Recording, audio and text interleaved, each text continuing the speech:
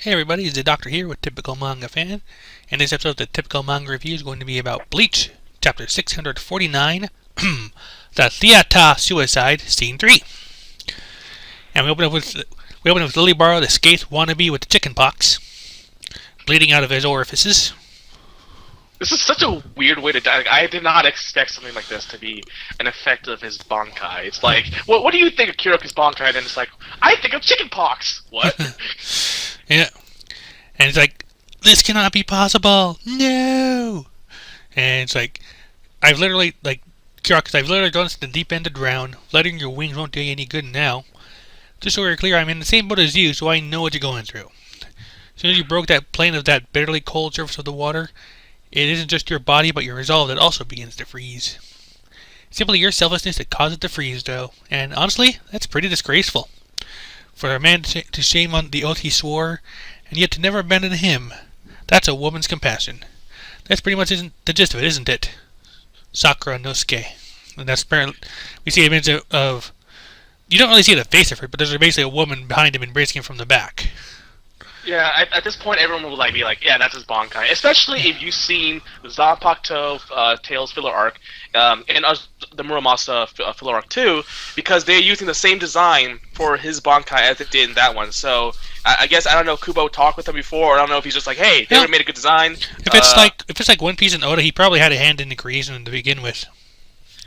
Yeah, well, yeah, probably. That's because with such big because when they did the Zanpakuto filler thing, that was such a huge thing because they're basically personifying the spirits of every single Shinigami out there except for like Yamamoto. Yeah, so it's kind of like, and by that point, the only one we'd ever seen were like Ichigo and Renji. Yeah. Oh well, the Renji one I have issues with. Well, Renji was the baboon. I remember that. Yeah, but it turned into a woman with a boy. It was just stupid. Like it was obviously sexual exploitation. I mean, having turning to the baboon into a woman with big boobs. I mean, yeah, I wonder why they did that. It was built off of a joke, but I think it was taken a little too seriously. Like I was like, no, let's go back to the baboon with the snake. I barely watched the Bleach anime after the Soul Society arc, so I cannot say. They basically just turned it into a sexy woman, and that was just the weirdest shit ever. Yeah. But yeah, so he's using. First off, there's a lot of symbolism in this. Like in the beginning chapter, it's just like it's to the point where it's just like she's like burning my eyes. So much of it. The angel falling from. It's burning Lily's eyes too, not the blood. Yeah, it's just the angel wings falling from heaven. It was just kind of weird. But yeah, so the fact that we see his Kiroku's Bankai. It's a woman with an eye patch who I just realized. I recently realized had this is on the same eye as Kiroku. I guess they're trying to make it. You're right. Even the same design too, like the way the eye patch is. Did the filler version ever have an eye patch at all? Yeah, she did. She did. Okay. That was the weird part. But it's even designed in the same way. Like they have the four strings on the edges. But yeah, so yeah, they're flirting. Yeah, that's basically what they're doing. It's kind of it's weird. It's a little bit back and forth there, yeah. And like she's noting she's kind of like, you just call me when it's convenient, and your kimono's seen better days. Like, aren't you the talented butt kisser? And then and then Lily the wannabe is looking down, and who are you talking to? Yeah, because he doesn't see her, right. And he thinks that he can't be killed by a Bankai, even though pretty much everyone else has been. So I don't see why. Plus, he Bankai'd first, so he's a dead man anyway. Yeah, but then Kiroku basically talks about woman's capacity being cruel and blah blah blah blah. A lot of monologuing. That's not really important. And we get into the final act of his power, because that's how I did in the Viz version. Like they described it in acts, like a story or play. Yeah, and then he cuts him once, called the thread-cutting shears, bloodstained windpipe. He basically goes Okami on his ass. Can we just stop with why does every strike have to be a critical blow? Can't strikes be strikes? I mean, at this point, the video games have more entertaining fights than the manga itself, because the video games actually require more than just one slash to beat the opponent. Yep. And then something weird happens here. Lily turns into a bullfrog. Yeah, that was the weirdest thing ever. I don't like. You know what's weird is that maybe this is intentional. What Koopa's going for is that often when a Quincy goes wolf standing, right, or even just in normal form, there's a very angelic type of feeling and design to them. Yeah. But when they die, they become like really funky, weird ass shit designs. And I guess it's to show that they're false angels, they're false gods, and I think maybe that's the point. But when you keep doing it over and over again, it's just weird. Yeah. And also, the powers are weird to begin with, so it's kind of like, Weirder. And again, we these guys are assholes. I mean, they massacre each other, so we can't. We already know they're false angels. We get the feeling they're false angels, so this doesn't really. Yep. Yeah, I don't know. It doesn't work. I feel like it's unnecessary to do that. Yep. And then Kirako pretty much just falls down after the battles. Like, he finds himself in this Bankai girl's lap. It's like, I guess the occasional Bankai has its fringe benefits. To which he responds by trying to poke out his good eye. This is the weirdest shit I've seen in a while. I know it's part of Kyoku's personality, but at the same time, this is his sword. This is someone who's basically made from him. Well, it's like kind of his daughter, but slash kind of like its partner, soul daughter. It's just weird because in a way, it's like being in a relationship with yourself because the Shinigami spirits are sort of like a reflection of the souls of the user. Yeah. Using a Nasachi as a body, like a medium. So it's really weird.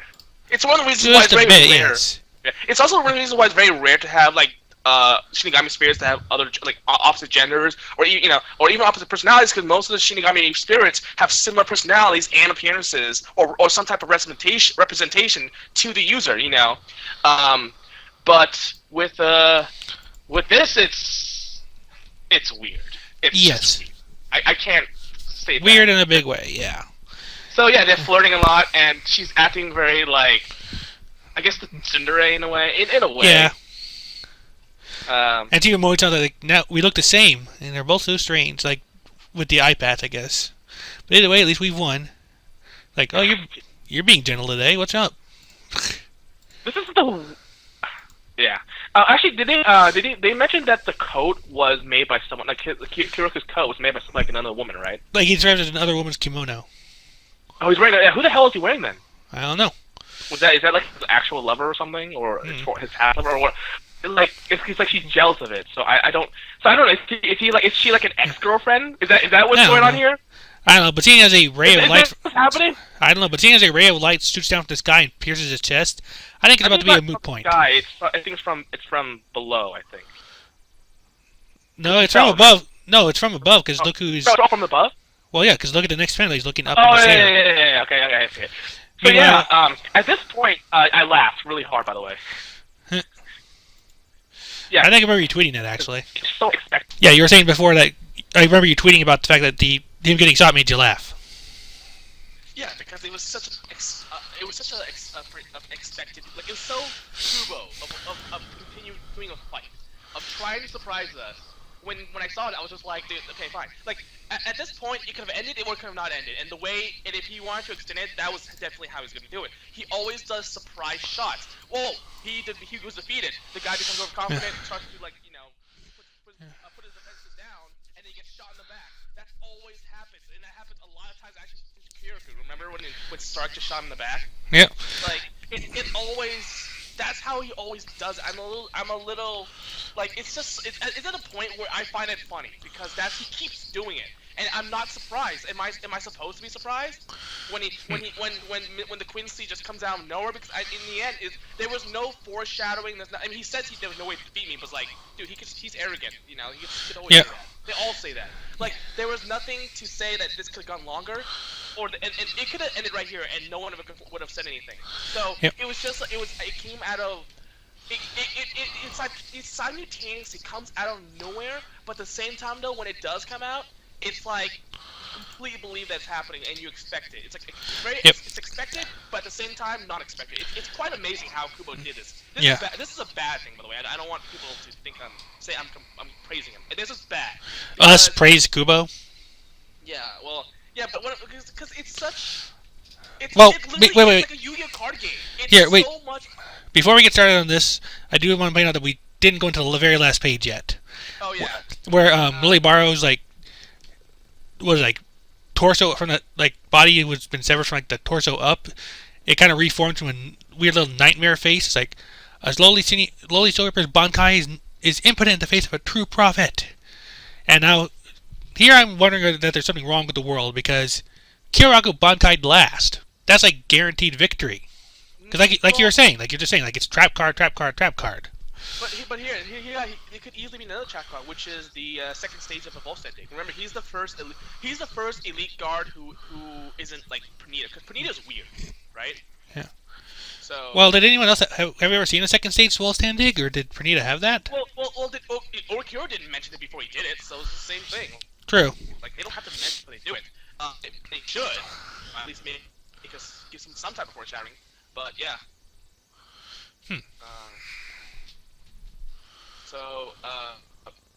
Yeah, it's just kind of weird. And again, as I said, it's very Kubo. It's just like it comes out of nowhere. But at the same time, though, you can't be surprised because he's done this over and over again. You know, the problem is when you keep doing these types of things, the first time or second time it works, afterwards it stops working. But yeah, you know, I mean, I'm serious though. Like playing a video game of this series has more back and forth. I mean, like not back and forth, but like has more actual fighting. Yeah, actual fighting than the manga. Because you know you can't depend on one gigantic critical like Bankai blast each time you strike. You have to strike him once, twice, 3 times, build up slowly your energy. I mean like your typical action games, like Street Fighter or Tekken. You have to build up your attacks and then you can do like a big move. Or the Naruto games too, same thing. It doesn't. It just simply does. It doesn't work. It shouldn't work like one big attack. Then he does the big attack, like, and again, he's just standing there, just shooting a gigantic nuclear bomb at each other. That doesn't work.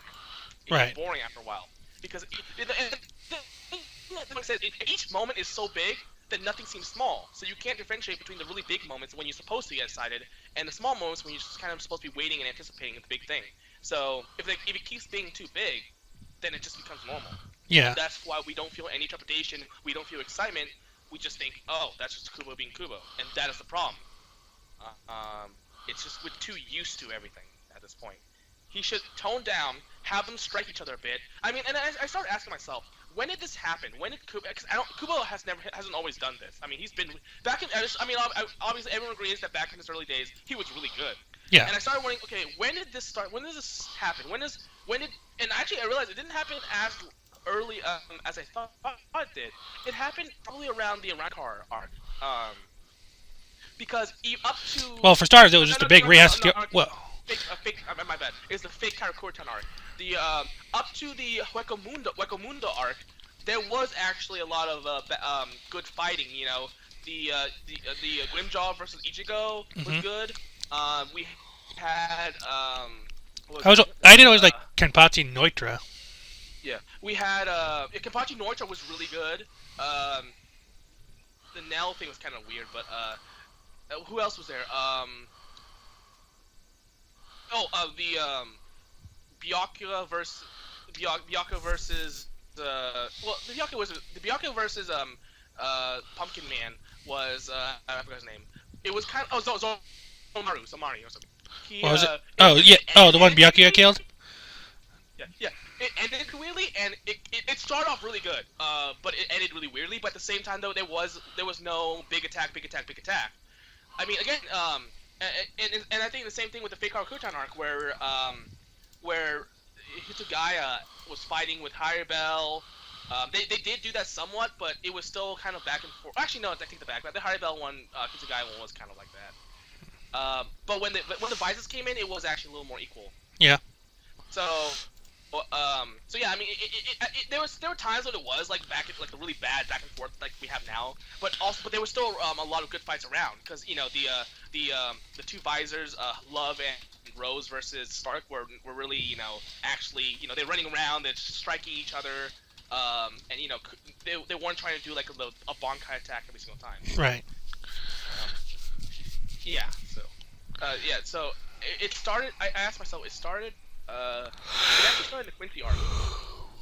That's actually when it started. Like when it actually got really bad. Do you mean like when the Quincy first appeared, like these Quincy's? Yeah, these Quincy's, and the reason why is because I think he's trying to make these guys seem so powerful that if he were to draw them just fighting, it would make them seem like the Shinigami are an equal power, so they wouldn't seem as threatening.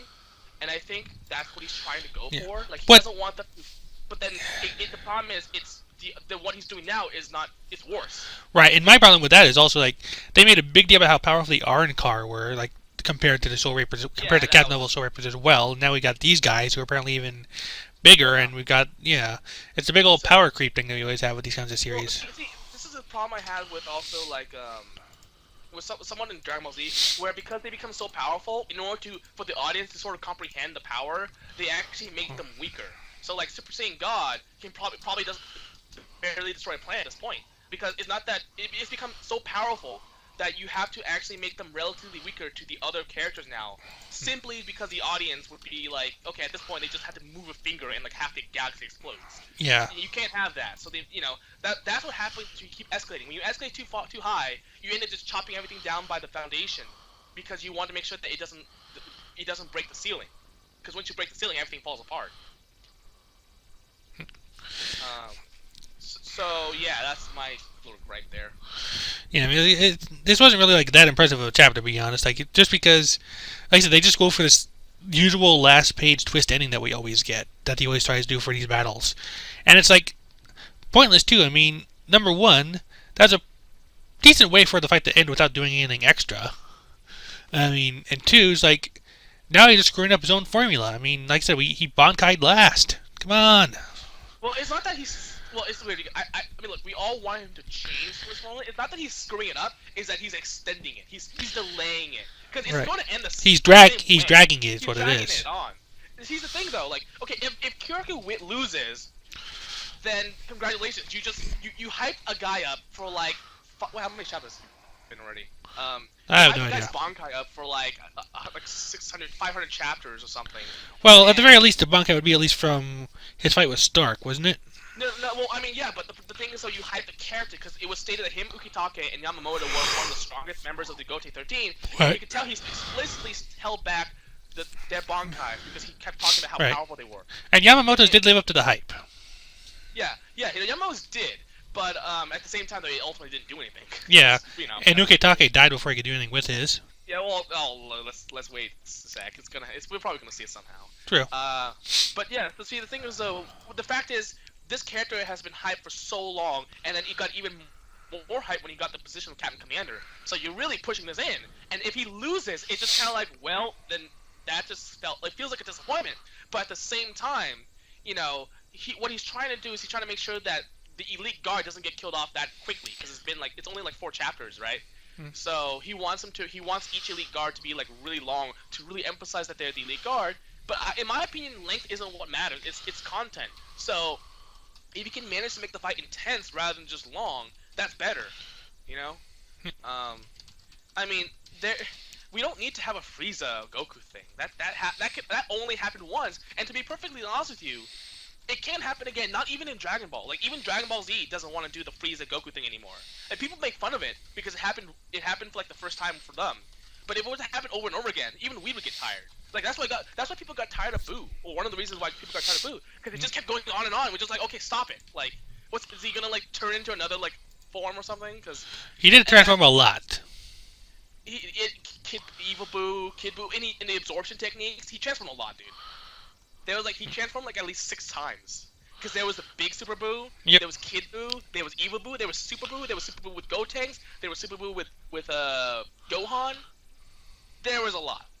And then of course the original the fat Majin Buu too. So no, there was a lot. But the problem is it was just so long, and you're just kind of like, okay, look, let's end it here. We get the message. He's powerful, and so that's what he's trying to do with the Elite Guard. He's trying to give again. My guess is that the Elite Guard all have a second stage, except for Vegeta, because he's like a weird thing. I think I mentioned that. I don't know if it was me or you who said like, oh, they probably someone there probably has a second stage. I don't know if that was me or you, but I remember us talking about it before in one of our reviews. Um, but yeah, the only thing I have to say is having a relationship with your sword is weird. I don't. It's like it's like a narcissistic, but at the same time, it's also like I just don't know how to, because it's yourself, right? Yep. I mean, Well, I don't know. Is that? I mean, does the Bankai? always, Wait. Does the Bankai come from them? Because we just got the whole thing about how the Zanpakuto are created. Like they come from girls, basically. no, We, no, no, from no, they from. don't, no, they don't come with girls. Well, what about those They Osatsu things, like no, no, no, from the hip Itachi hop are royal like, guard? yeah, but they're blank slates. The actual figure, the gender, the name, anything that isn't just the it's sort of like Oh, okay. I see where you're it's going like with a this. vessel. It's just simply a vessel. But the actual like forming of the body, the actual powers, the identity of the spirit comes from the soul of their Right. of Okay. the Shinigami. Um, so that's why it's like, it's kind of like, like it's like the artificial bodies they use when they go to Earth. Like it's just a vessel, but they can shape into someone else. But even more specific, because this one's actually using the soul of the person, whereas the artificial bodies are just like just simply like scientifically modified. But yeah, but so in a way it is yourself. And I mean I've joked about this Yes. before, but I didn't think he would actually go through with it, because I just thought it was, again, really weird. And she even said, like, I am your sword, I'm with you to the very end. And I'm like, okay. And then he starts flirting with her. I'm like, okay, how is this gonna happen? Are they gonna have like half-sword kids or something? I don't know. It's so weird. I just laughed. I mean, the filler arc was one thing. Yeah. This is actual canon, so. Yeah. I mean, do we have any other similar I relationships almost, between User and Bankai that we know of, or no?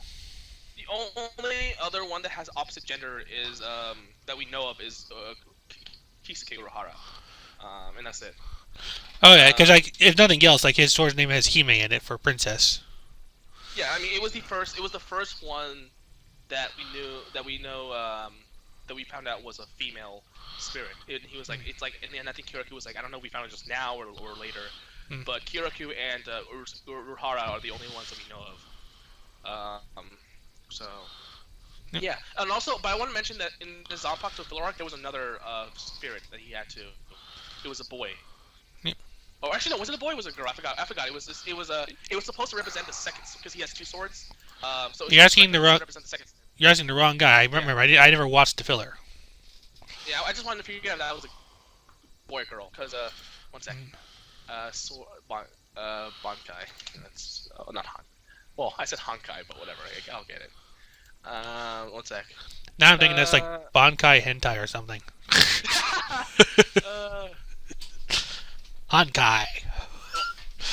Dude, you know how much fan fiction is gonna be made from this? Do you know how much fanfiction has already been made from this? Yeah, I was thinking about that. Yeah. Here we go. Katten Gokutsu. It's so hard to get. Let me do this. Yeah, I'll do this. Katten. Bleach. Katten Spirit. Kyoto Spirit. There we go. So the second one is also a girl. Yeah. I'm still pretty shocked that they using at least one of the designs. But yeah, there's supposed to be, at least if they're using the filler ones, a second girl. She's different. She wears a mask, and unlike the other one, obviously the bigger woman has like an eye patch on the right eye. This one is smaller. She's like a child. Yeah. She has her face is cut, only the right eye shown. So the opposite, basically. Okay. This is was this Kyoka or Ukitake? This is Kiraku. This is the second spirit. Okay. From the filler. Okay. So we might still be some. All right. In that case, we might still yet to see something from Kyoka's side then. Yeah, because there is a second girl, and hell, maybe that's the other woman. I don't know. Maybe it's the one who made the kimono. But actually, it's kind of weird because this one's young, so let's not go there. Yeah. But yeah, and also she has a different personality. Yeah. All right. Oh, wait, no, wait. Yeah. She has no emotions, supposedly. Yeah. But anyway, so yeah, weird shit happens in this chapter. I didn't expect Kubo to use the same design from From the fillers, 'cause thriller. again, that's very rare. Yeah, that's very rare. Authors, even if authors, collaborate, they usually don't go backwards and say, "Hey, let's use that design," because but Well, then again, still, I like the fact that he's being consistent with it, though. yeah, I mean, and that's why I like. well, Yeah, semi-consistent. well, yeah, because I'm remembering the Renji one, and that one I'm just like, okay, let's pretend that never happened. Yeah. Because again, I don't know if I mentioned this on the recording, but they turn a baboon into a woman. What the hell? A male baboon into a woman for fun. That was the Well, reason. if you're gonna do it for any reason at all. Yeah, that was stupid. Like I like the Nui. The Nui was monkey with a snake tail. That's the baboon with a snake tail. That's cool. So I think in a way, that's kind of thought that's probably why they never showed her again, because he didn't want to contradict the filler, but at the same time though he didn't want to contradict. I mean, well, you are contradicting the filler, but he didn't want to contradict the designs of the filler, but at the same time though he didn't want to contradict the designs of the canon. So he's like, okay, I'll just not show him, or her, or whatever. Technically, it's both him and her because there's actually two spirits too. But it's weird. But again, it's very interesting that he decided to go be consistent with Kirikou. I'm not against it. I actually like it. Yeah. So yeah. But we might see the second one, because the second one did appear in the fillers, and yeah. All right. So later. Yeah, I think we're good to go. I don't have a lot to say, or anything I have said. You've kind of already covered yourself on there. So that's been our review of Bleach, chapter 649. That's Yata Suicide, scene 3. And scene 4, we'll see our headless prophet going at it. Meantime, go ahead and take us away.